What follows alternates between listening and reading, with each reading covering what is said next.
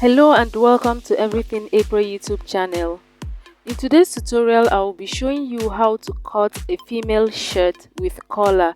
If this is what you like to learn, please watch the end of this video. And to all my returning subscribers, you guys are amazing. I appreciate you all. And if this is your first time seeing my video, you're welcome. Please click on the subscribe button to subscribe if you're yet to subscribe to this channel, and don't forget to give this video a thumbs up. So I've cut out the piece for the front and the back. They are on fold, so I'll be cutting directly on my fabric. So this longer piece is for the back and this is for the front, and the center front is this chalked line. Okay, so before the line I have the button placket allowance of 3 inches, and from there I have a width of quarter of the bust measurement plus extra 2 inches. That is what I have for the width of my fabric, and the length of the front piece is 20.5 inches, which is the length of the shirt plus extra 1.5 inches allowance. Then for the back piece I have the same width as I have for the front, removing the button allowance. I have the same width, and for the length I have the length to be longer. So as you can see, I have a longer length. The length is longer by 3 inches. So for shirts, the back is usually longer than the front. To start taking my measurements, I'm going to fold in the button allowance in front. I'll place the front on the back piece and make sure that they are matching at the top part, and then the excess on the back will now be at the lower part. So you can see what I have. Then I'm going to measure at the top part. I'm going to take half of the shoulder measurement I'm working with plus extra ½ inch. So the shoulder measurement I'm working with is 8.5 plus ½ inch, making it 9 inches. And I'm noting that at that point I'm going to come down by 1.75, 1/3 for the shoulder loop. You can come down as much as 2 inches, and then I'm going to connect it towards the center for the shoulder loop, and I'm going to cut this out. Okay, so you can go ahead and pin your fabric together, but I'm dropping weight on mine so that it doesn't shift when I'm cutting out. I'll go ahead and cut out the shoulder slope. So after doing this, I'm going to pull the front part down so that the front and the back match at the lower parts. They are going to match at the lower parts. The excess at the back is now at the top. Then I'm going to fold this excess. The excess at the back, I'm folding it towards the front piece so that it overlaps by 1/4 to ½ inch. I'm going to use an iron to iron it in place so that it will lap properly. So as you can see, I've ironed it and it's overlapping by 1/4 inch. So what I'm going to do now is to remeasure the half of the shoulder measurement plus extra ½ inch joining allowance, which is 9 inches. I'm remeasuring that again at this point. And to get the chest line from this 9 inches, I'm going to measure half of the round armhole. So I'm going to use 10 inches for this. Usually for this measurement, for this size, I use 9 inches, but because it is a shirt, I would use 10 inches for half of the round armhole so that it will be free. This is a shirt, so I'm going to measure 10 inches down this way. At this 10 inches point, I'm going to remeasure 9 inches, which is the half of the shoulder measurement, and I'm going to connect, make this into a straight line. Then on this chest line, I'm going to impute quarter of the bust measurement, which is 9.5 inches plus extra 3/4 inch, 0.75 inch to that, making it 10.25. Then I'm going to add extra 1 inch joining allowance, making it a total of 11.25. So you can bring down the measurements on the chest line to the hem line, because this shirt is not getting to the hip, so it's just 2 inches below the waistline. But for this tutorial, I'm going to remove 3/4 inch from the measurement on the chest line and impute 10.5 inches on the hem line, and then I'm going to connect the measurement on the hem line to the measurement on the chest line. For the armhole curve, I'm going to measure this vertical line running down to the chest line, find the midpoint of that, and then make a curve for the back armhole.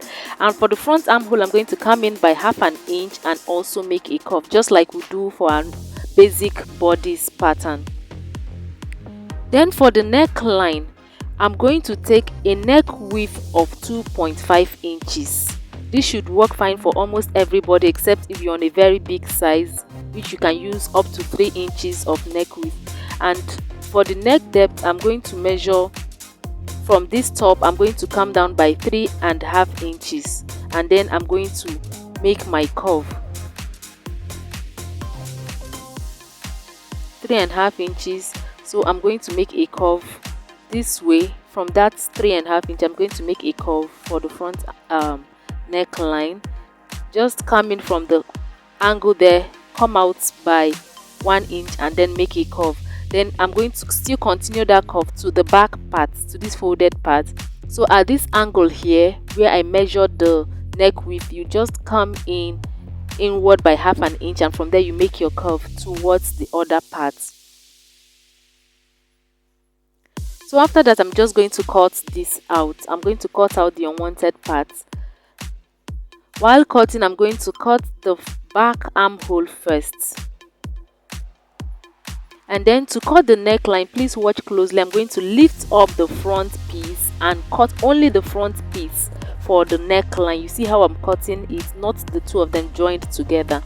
Then I'm going to cut through to this folded part, and then at the folded part, I'm just going to lift it up and measure half of an inch from that folded part, and then cut it out completely. So you can see how I cut the neckline. Please don't make the mistake of cutting the two of them joined together. Then I'm going to lift up the front part as well and cut out the front neckline, the front armhole. Sorry, I'm going to cut out the front armhole. So this is it for the shirt. I'm going to notch this folded crease here because that's the new shoulder line. I'll just notch it to note that point. So for the sleeves, I've cut out 2 pieces for the sleeve. They are unfold. So the width is half of the round armhole, which is 10 inches, and the length is 9.5 inches. 9 inches is the length of the sleeve, and 1/2 inch for joining allowance. And I've also folded in the hemming allowance. I folded in 1.5 inches, 1/2 inch, and then 1 inch. So I'm going to measure down 4.5 inches for the cap's height, and at that point I'm going to measure 10 inches and note that. And then I'm going to use my free hand from the top and make a curve. I'm going to make a curve for the sleeve head. I'm going to use my free hand for that. I'll just make a curve to meet the 10 inches point on the cap height. So that's just the curve I'm making this way. Then for the sleeve opening, I want it to be 16 inches, and half of that is 8 inches plus extra 1 inch joining allowance. That will make it 9 inches. I'll measure 9 inches at the hem part, and then I'm going to measure on this curve. I'll measure 10 inches, and to that I'm going to add extra 1 inch joining allowance, and then I'll connect what I have at the hem, and I'll go ahead and cut out this for the sleeve. The 2 sleeves are already, I folded 2 pieces. I'm cutting the 2 sleeves together. So I'll run a stitch to hold the hem part. For the back, I'll cut a facing. I folded the fabric in 2, and I'm just tracing out what I have at the armhole region, the shoulder, and the neckline. So the length of this facing should be at least 7 inches. It should be about 7 inches from the tip of the shoulder. So that's what I've done. I've measured it 7 inches. So I would just iron stay to this piece at the wrong side, and then I'm going to have to fold in the edge this way and then top stitch it to the back. I'll show you when I get to that point. For the front piece, I'm going to notch the center front, this point. I'm going to notch it at the top part and also at the bottom part. Then I'll go ahead and split the front into 2. Remember, the back is cut on fold. You don't need to split it. There will be button in front. So that's why I'm cutting the front into 2. Then I'll go ahead and note the wrong side. I'm going to note it wrong side. And then I've cut out a gum stay of I've cut 2 pieces of gum stay of the width is 1 inch. So I'm going to iron the fusible part to the wrong side at this edge for the front. I'm going to iron it this way, and then I'm going to iron in that 1 inch and then fold it again and iron it in. This way I'll be reducing the button allowance, the button placket allowance, to 1 inch. Remember, I left 3 inches. So I've done that. I've folded. You can see I've ironed the interfacing. I've ironed in 1 inch and 1 inch. So I'm left with 1 inch for the button placket. So that's what I have now. I've done that for the 2 front pieces, and I'm going to then go on my machine and run a stitch to hold this down. You can also top stitch at the other side if you want.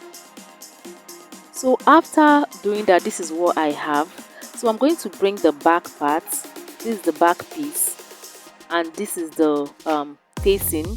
I've ironed interfacing to the facing. So now I'm going to join them by the shoulder. So this is the wrong side of the back piece, and this I'm going to place them wrong side to wrong side of the back piece. I'm placing the wrong side of the right piece of the front piece on it. Then I'm going to place the facing on the right side, on the right side of the front piece. Then I'll hold them by the shoulder. I'll sew them by the shoulder and show you what I have. So I've joined the shoulder together. If you join this way, the seam on the shoulder will be hidden. That's what I've done, and I went ahead to top stitch that seam that I've made. So you can see I've joined the shoulders together, and then I've flipped the facing to the back part now, and then I'm going to top stitch. I ironed in 1/2 inch. I'm going to top stitch it to the back now. So after top stitching to the back, I've hemmed my sleeve. I'll then go ahead and attach the sleeve to the sleeve opening. I'll attach the sleeve to the sleeve opening, and the next thing will be to close the side seams. So I will first go and top stitch the facing on the back side, then we'll talk about how to join the sleeves. So I've top stitched this. I've top stitched the facing on the back part. So I'll be showing you, I've joined one sleeve. I'll show you how to join the sleeves. So I'll notch the sleeve head at the center, the midpoint. So what you're going to do now, this notch part should meet that notched part, the part I notched earlier that I said is now the new shoulder line. That is where you place it. So this notch, the center of the sleeve should be touching that point. So you go ahead and pin to one end and to the other end, and that's how you sew your sleeve so that it would relax very well. So this is how you attach your sleeve. After doing that, I would go ahead and pull down. You see I've joined this one, so I'm showing you what I've done on this one. So you go ahead and pull down the shirt so that at the hem they match each other. If you fix it this way, to match perfectly, and then you go ahead and sew close the side seams this way with 1 inch. That's what I left for it. So at this point, this is what the shirt looks like. We're almost done. So for the neckline, for the collar, I'm going to hold the neckline into 2 this way. I'll fold it into 2 and measure what I have. So when I measured, I had 8.75 inches, which when you multiply it will give you 17.5. So I'm going to go ahead and draft out my collar stand. So I have my collar gum folded into 2. I'll be drafting directly on my collar gum, and I've ruled a line that will be the baseline. On this baseline, I'm going to impute 8.75 since this collar gum is on fold. So I've measured that. I've measured this 8.75, and then I'm going to find the midpoint of this straight line, of this horizontal line, these points that I've measured. So I'll find the midpoint of that and also note it. I'm going to note it as well. Then from the edge here where the paper is open, where I measured 8.75, I'm going to come up by 1/2 inch. This is because the shoulder is not straight, it's curved, so that the collar can relax properly on the neck region. So when I measure up that 1/2 inch, I'm going to connect it down to midpoint of this measurement, so you can see what I have. I'm making it more visible with my marker, so I'm connecting it to the midpoint I noted earlier. Then I'm going to take the height of the collar stand. The height I want is 1 inch, so I'm measuring 1 inch all around. At the point I came up by 1/2 inch as well. From that point, I'm also going to measure 1 inch. That's the collar height, the collar stand height. So I'm making that into a straight line 1 inch. I'm also going to make this point into a straight line 1 inch. Then I'm going to also use the French curve again to connect, make a curve this way to the midpoint, and then use a straight ruler to connect straight to this point. So that's what I've done for the collar stand. I'm going to write down for the parts that will be attached to the shirt, and I'm going to write up for the parts that will be attached to the collar. For the collar, I've folded the stay into 2 again, and I've measured 8.75 as well. I measured a height for the collar, which is 2 inches, and at that point I also measured 8.75. Then at the base point, I'm going to come in by 1 inch and connect it to the height, the measurement on the height this way. So I'm going to measure it, connect it this way, and then at this other edge I'm also going to measure the 2 inches, which is the height of the collar, and then make a straight line to join the two measurements together. Then from this center part, I'm going to come in by half an inch and connect it to the base this way.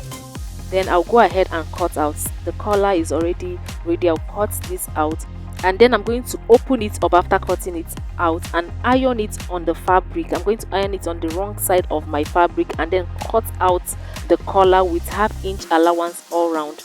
I'll also cut out the collar stand. I'm making a curve this point. I'll do the same thing, iron it on my fabric and then cut out the fabric with ½ inch allowance all round, and then I'll cut out an extra fabric. I'll use it to cut out a double for the collar and the collar stand. So this is what I have. I place them right side to right side.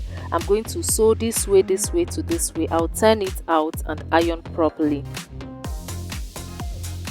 So I've done that. I've sewn, I've ironed properly.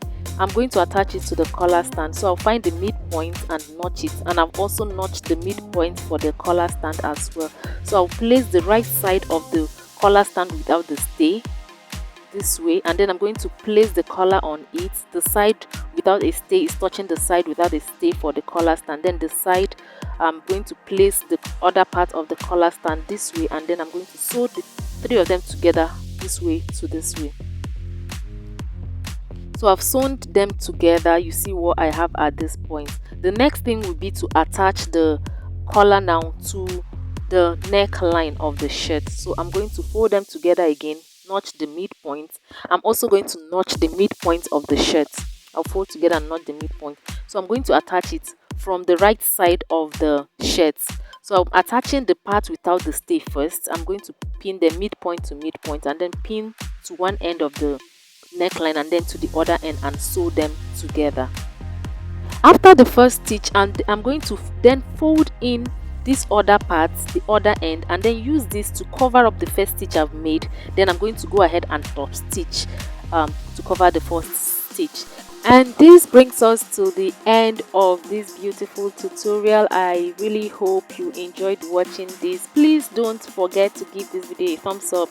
Subscribe to this channel if you're yet to subscribe, and don't forget to turn on the notification bell so that you'll be the first to be notified every time I upload a new video. Please don't forget to like this video, and I hope to see you in the next one. Bye.